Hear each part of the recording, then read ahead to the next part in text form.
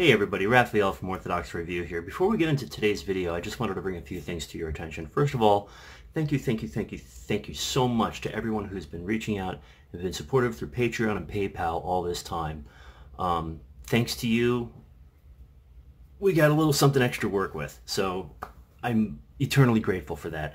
The other thing is, today's episode, while not the greatest episode in the world, is another book from the Carpatho-rusyn tradition in Pennsylvania and Ohio.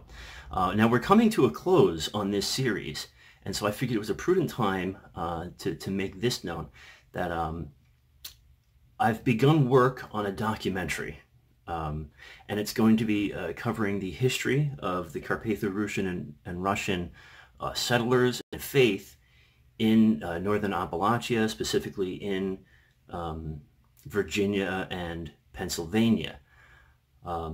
It's a subject that, if you're not too familiar with, is a very important part of American Orthodoxy. And through my studies of these books and talking to the priests and locals there, I've really fallen in love with this little piece of American Orthodox history.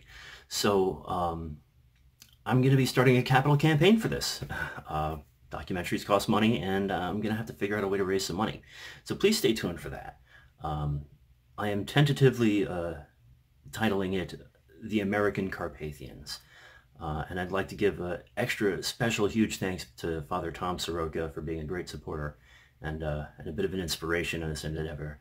So God willing, and if it is blessed, we'll begin working real hard, real soon on bringing this project to life. So thanks again for all of your support and inspiring me to go further with my own faith and our history of Orthodoxy here in America. So thank you, and God bless.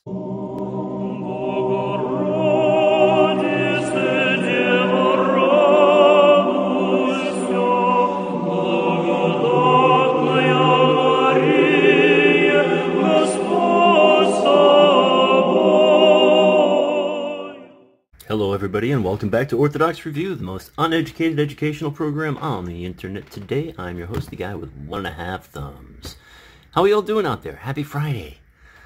Whew, okay, we're well into the Apostles' Fast, so I figured we'd get into a little more Carpatho-rusyn goodness.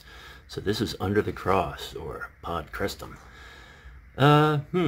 Let's see, where to begin? How about at the beginning? Like, share, subscribe. These are things that people do, and I hope you do too.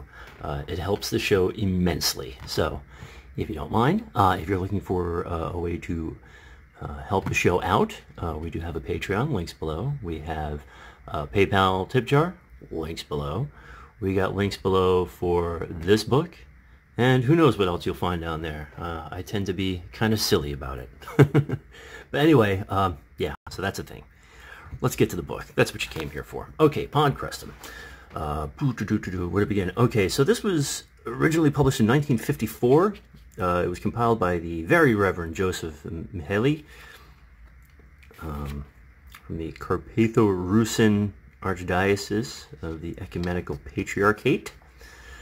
And like many other Carpatho-rusyn books, it is got some Roman tendencies to it, but nothing too harsh. Mostly it's in the way the book is laid out. Is for anyone that came up maybe in the Roman Catholic Church back in the day, the way the book is designed and laid out is much like some of those Roman Catholic devotionals out there. But I assure you, the contents are 100% Orthodox in nature.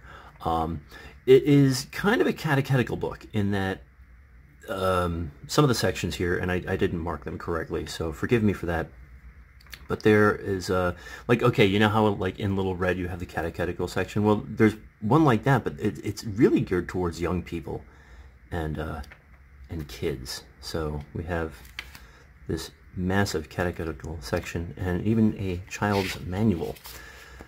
So check this out. It's right past, okay, here we go.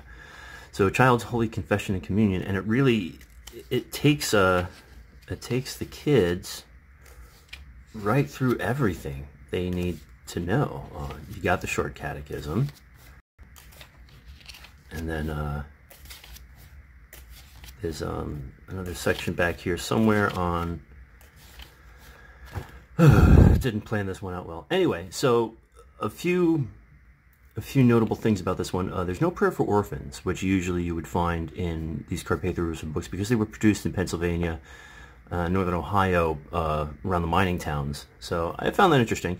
The Divine Liturgy, starting on page 20, is, as you will see here, it's the Divine Liturgy of St. Basil.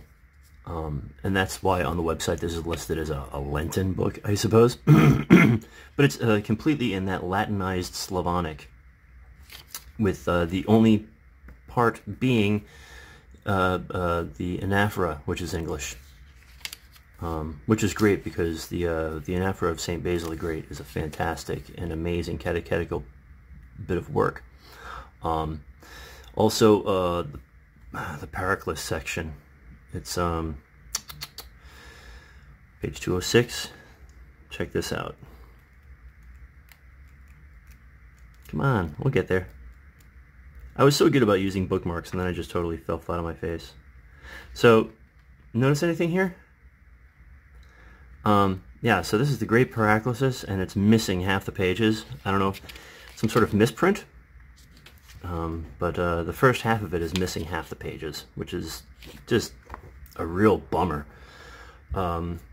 So you're looking at pages 202, 203, 206, 207, 210, 211, 214, 215, 218, 219, 222, and 223, and the final page of Pascha, which really bums me out.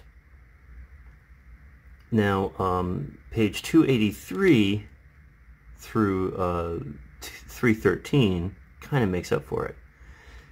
Because, come on, Nub Thumb. So, you have this daily companion, which is like a daily meditation. And in the, it's, you know, they have, you know, it's all listed there, but it's cool. Like, you know, it's just one of those things that you very rarely see in a prayer book. What else is there? I'm really doing a horrible job on this episode, folks. There's some interesting terminology and translations, like you usually have. But again, we have some of the early English renderings of words like paraclus instead of paraklesis, which is the Greek usage, which kind of fell into fashion.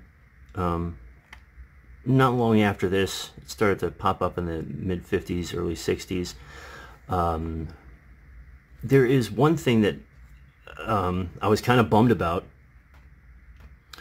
On page 132, and that one I had bookmarked, it talks about these two prayers here that the translation of which can be found on page 132 and 133.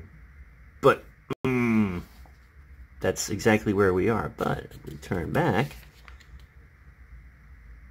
there's nothing. So it leaves me wondering what pages it was supposed to talk about, or if the reprint of this was just misnumbered altogether.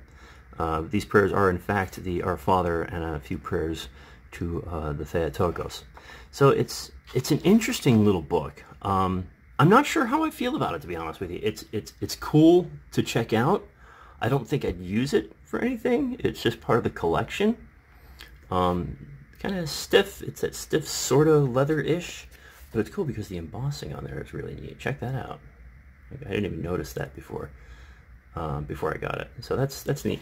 If you're into collecting these little nuggets of North American joy, it's worth checking out. I mean, the price isn't bad. It's like $25, something like that. So, I mean, and it's really well constructed. Like, that binding is it's pretty solid. So, I mean, it'll last you. If anyone's had any experience with this book, please hit me up in the comments below. And I know this is a really, really brief overview, but yeah, it's just, it was neat. honestly, I'm excited just to get onto the Hapgood service book. I'm not going to mince words here. But anyway, thanks for tuning in and checking this out today. I know it wasn't the greatest episode in the world, but it was something worth noting. Although I gotta say, I'm not that excited about it. It's I was let down. It happens. It happens.